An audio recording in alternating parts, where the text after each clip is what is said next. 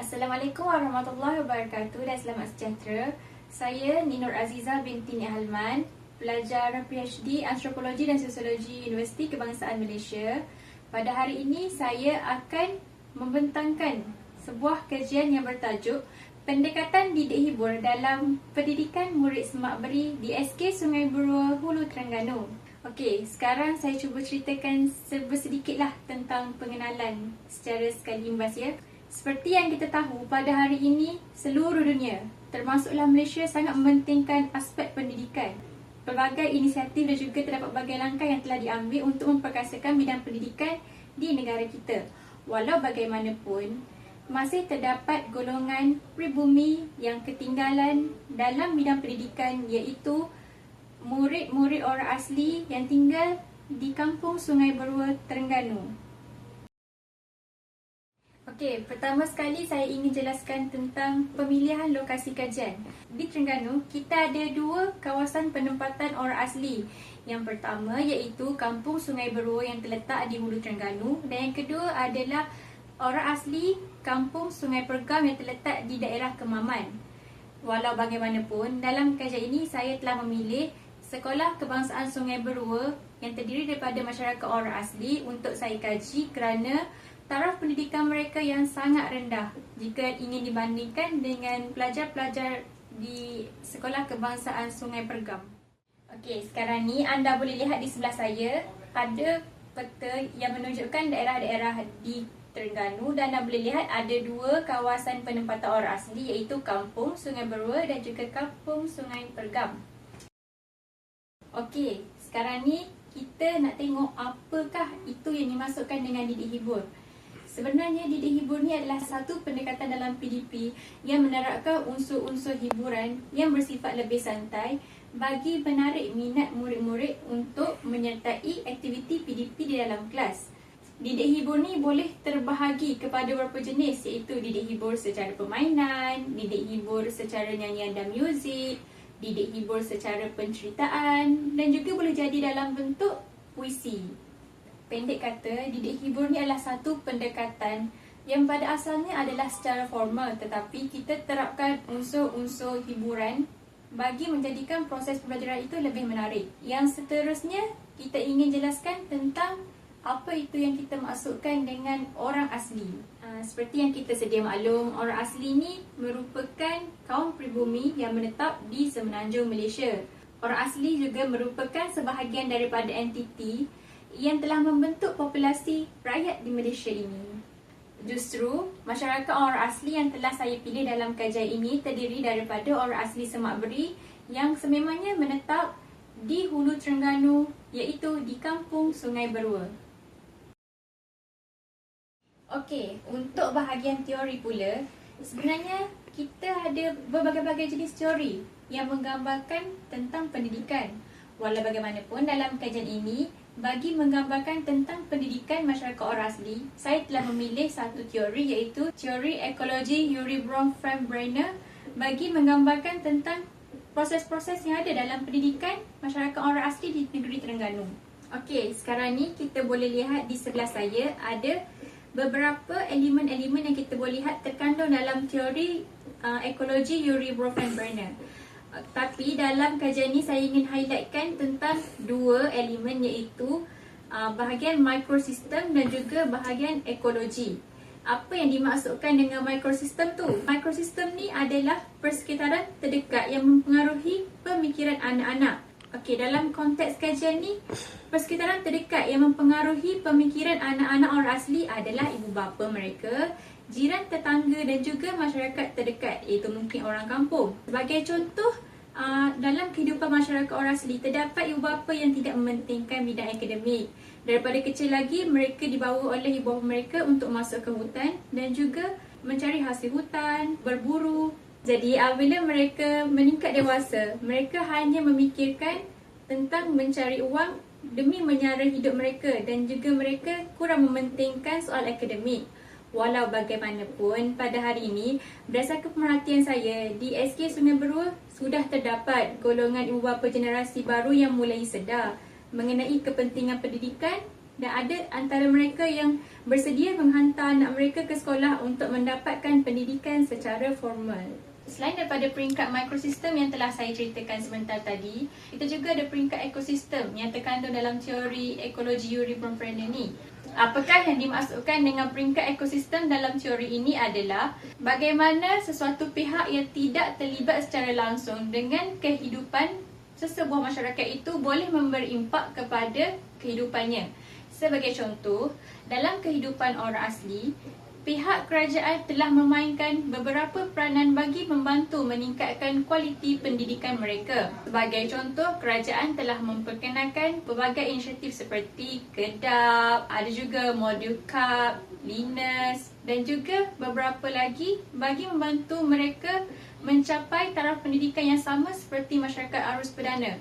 Selain itu, pendekatan didik hibur juga adalah salah satu teknik yang telah diperkenalkan oleh kerajaan pada tahun 2011 bagi memastikan murid-murid orang asli minat untuk menyertai proses PDP di sekolah bersama guru-guru mereka. Okey, sekarang ni kita cuba lihat beberapa contoh kajian lepas yang telah dilakukan oleh beberapa orang pengkaji mengenai pendidikan murid orang asli di Terengganu dan juga didik hibur. Seorang pengkaji, Norizam Mamat, pada tahun 2018 telah melakukan satu kajian mengenai amalan PDP harian murid-murid SK Sungai Berua di Hulu Terengganu. Dalam kajiannya, beliau menyatakan bahawa taraf pendidikan murid orang asli di negeri Terengganu berada pada tahap yang amat rendah jika dibandingkan dengan masyarakat orang asli di negeri lain. Selain itu, pengkaji Muhammad Razak dan juga Masyitah pada tahun 2015 ada membuat kajian tentang didik hibur. Mereka juga telah menyatakan bahawa aktiviti didik hibur telah berjaya menaikkan semangat murid-murid kerana aktiviti tersebut mempunyai elemen-elemen yang menyeronokkan dan bersifat santai. Okey, sekarang ni kita cuba lihat beberapa contoh kajian lepas yang telah dilakukan oleh beberapa orang pengkaji mengenai pendidikan murid orang asli di Terengganu dan juga didik hibur. Seorang pengkaji, Norizam Mamat, pada tahun 2018 telah melakukan satu kajian mengenai amalan PDP harian murid-murid SK Sungai Berua di Hulu Terengganu. Dalam kajiannya, beliau menyatakan bahawa taraf pendidikan murid orang asli di negeri Terengganu berada pada tahap yang amat rendah jika dibandingkan dengan masyarakat orang asli di negeri lain. Selain itu, pengkaji Muhammad Razak dan juga Masyitah pada tahun 2015 ada membuat kajian tentang didik hibur. Mereka juga telah menyatakan bahawa aktiviti didik hibur telah berjaya menaikkan semangat murid-murid kerana aktiviti tersebut mempunyai elemen-elemen yang menyeronokkan dan bersifat santai. Permasalahan kajian yang saya ingin ketengahkan dalam kajian ini adalah terdapat pelbagai usaha yang telah dijalankan oleh kerajaan bagi memastikan masyarakat orang asli menerima peluang-peluang dalam pendidikan seperti masyarakat lain. Walau bagaimanapun, pada hari ini, di SK Sungai Berua, murid-murid masih mengalami keciciran dalam pendidikan yang tidak berkesudahan sehingga ke hari ini. Di tepi ini, kita boleh lihat keputusan peperiksaan UPSR murid-murid di SK Sungai Berua. Pada tahun 2015 dan juga tahun 2016, kita dapat melihat di sebelah, tiada murid yang mampu memperolehi grade A maupun B dalam setiap mata pelajaran. Tetapi pada tahun 2017, keputusan UPSR dilihat lebih kritikal apabila tiada calon yang mampu memperoleh grade A, B maupun C dalam keputusan peperiksaan. Jadi kita dapat menyimpulkan bahawa keciciran pendidikan mereka masih lagi berlaku dan berlaku sehingga ke hari ini. Untuk objektif kajian, kajian ini dijalankan untuk membuat satu dokumentasi tentang penggunaan didik hibur di Sekolah Kebangsaan Sungai Berua. Kajian ini menggunakan pendekatan kualitatif etnografi yang memerlukan saya berada di kawasan kajian ataupun kawasan lapangan selama 6 bulan. Justru sepanjang kajian dijalankan, saya telah melakukan pemerhatian dan juga pemerhatian ikut serta bersama guru-guru dan juga murid-murid orang asli di SK Sungai Berua, dan saya telah mengikuti proses PDP bersama mereka selama lebih 40 kali. Selain itu, saya juga turut menjalankan aktiviti didik hibur secara permainan dan juga aktiviti didik hibur secara nyanyian dan juga muzik bagi melihat dengan lebih jelas bagaimana penerimaan dan juga respon mereka terhadap aktiviti didik hibur. Selain itu, saya turut menggunakan kaedah temu bual bagi mendapatkan maklumat daripada informan. Sebelum menjalankan aktiviti temu bual, saya menjalankan aktiviti persampelan bertujuan bagi memilih informan yang sesuai sebagai responden dalam kajian saya. Seramai 15 orang informan telah dipilih bagi menyalurkan maklumat sepanjang kajian dilakukan di Sungai Berua. Berikut merupakan senarai informan yang telah saya pilih sepanjang kajian dijalankan, iaitu seramai 6 orang guru, 6 orang penduduk kampung dan juga 3 orang pelajar. Setelah aktiviti pengumpulan data telah dilakukan, saya telah menganalisis data tersebut menggunakan perisian NVivo versi 8. Setelah kajian dilakukan, saya mendapati bahawa terdapat 2 teknik didik hibur yang digunakan di SK Sungai Berua, iaitu yang pertama adalah teknik didik hibur secara permainan. Teknik didik hibur secara permainan digunakan oleh guru-guru bagi membantu mengajar murid-murid tentang numerasi dan juga literasi. Didik hibur secara permainan dianggap amat berkesan bagi mengembangkan lagi modul yang telah dibekalkan oleh KPM dalam bentuk didik hibur. Murid-murid juga dilihat sangat tertarik dengan aktiviti didik hibur secara permainan kerana di samping mereka dapat berhibur, mereka juga dapat input-input pelajaran seperti yang dimahukan oleh guru-guru. Di sebelah saya adalah gambar anak-anak orang asli yang bermain belon sambil mengira. Mereka sangat tertarik dengan aktiviti ini kerana di samping mereka bermain belon, mereka juga dapat mengingati nombor-nombor mengikut susanan seperti 1, 2, 3, 4 dan juga 5. Selain itu, di SK Sungai Berua, guru-guru juga turut menggunakan aktiviti didik hibur menggunakan nyanyian dan juga muzik. Seperti yang kita sedia maklum, masyarakat orang asli sangat gemarkan muzik.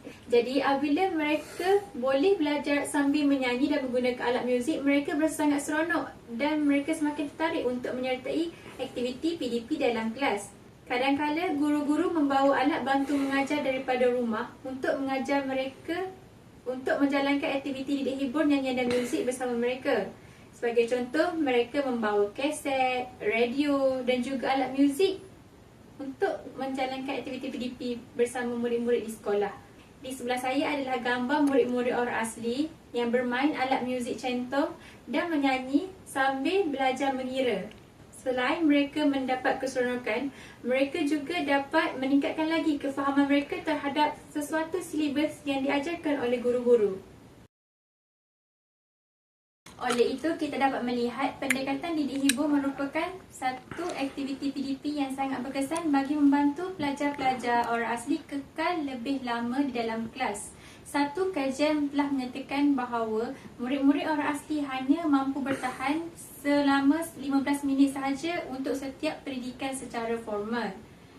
Walaupun terdapat banyak modul yang telah dibekalkan oleh kementerian bagi membantu meningkatkan pemahaman murid-murid orang asli, tetapi guru-guru harus mengembangkan lagi kreativiti mereka dengan menterjemahkan silibus-silibus yang sukar difahami oleh murid-murid ke dalam bentuk didik hibur. Kita dapat melihat bahawa terdapat beberapa kajian yang telah membuktikan keberkesanan didik hibur.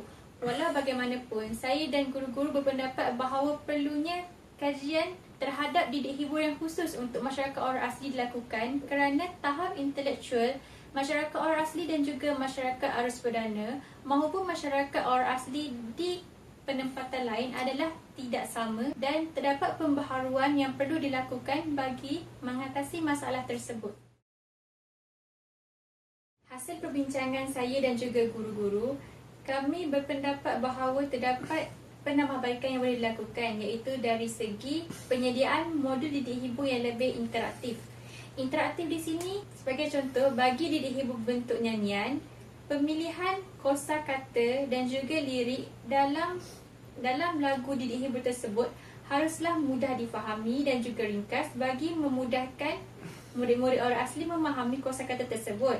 Terdapat modul didik hibur yang terlalu tinggi, tahap penggunaan bahasanya menyebabkan murid-murid kurang memahami dan mereka tidak berminat untuk mengikuti modul tersebut. Selain itu, penyediaan alat bantu mengajar juga amat penting kerana alat bantu mengajar dapat membantu penghasilan kelas didik hibur yang lebih berkualiti dan juga berkesan kepada murid-murid orang asli. Selain itu, penambahbaikan yang boleh dilakukan terhadap aktiviti didik hibur adalah menjalankan didik hibur menggunakan bahan-bahan tempatan ataupun semula jadi. Apa yang saya maksudkan di sini adalah kita sedia mengetahui bahawa masyarakat orang asli adalah satu golongan yang meletakkan budaya sebagai salah satu elemen penting dan memberi pengaruh yang sangat besar kepada kehidupan mereka. Sebagai contoh, kita boleh tukar daripada aktiviti PDP ataupun didik hibur di dalam kelas, kita boleh tukar untuk lakukan aktiviti PDP tu di luar bilik darjah. Apabila aktiviti PDP dijalankan di luar bilik darjah, murid-murid rasa lagi bersemangat untuk menjalankan proses PDP kerana mereka berasa lebih dekat dengan alam semula jadi. Mereka tidak terasa terlalu terkongkong, mereka tidak rasa terlalu tertekan dengan aktiviti pendidikan. Malah, mereka akan dapat fokus lebih lama terhadap aktiviti pendidikan tersebut. Selain itu, guru-guru boleh mengetengahkan penggunaan alat-alat muzik tradisional mereka seperti centong dalam PDP, nyanyian dan juga muzik kerana mereka sangat gemarkan dan mereka sangat menghargai alat muzik warisan mereka. Hal ini dapat membantu menaikkan semangat mereka untuk mengikuti proses PDP dalam kelas bersama dengan guru mereka. Akhir kata, kajian ini telah memberikan satu gambaran tentang pelaksanaan didik hibur terhadap murid-murid orang asli. Justru, usaha murni ini diharapkan dapat dilakukan secara berterusan dan juga efektif serta mendapat kerjasama daripada semua golongan masyarakat agar pendidikan orang asli dapat dibangunkan dari semasa ke semasa. Sekian sahaja pembentangan daripada saya pada hari ini. Semoga dapat memberikan manfaat kepada kita semua. Sekian. Wabillahi taufiq wal hidayah. Wassalamualaikum warahmatullahi wabarakatuh.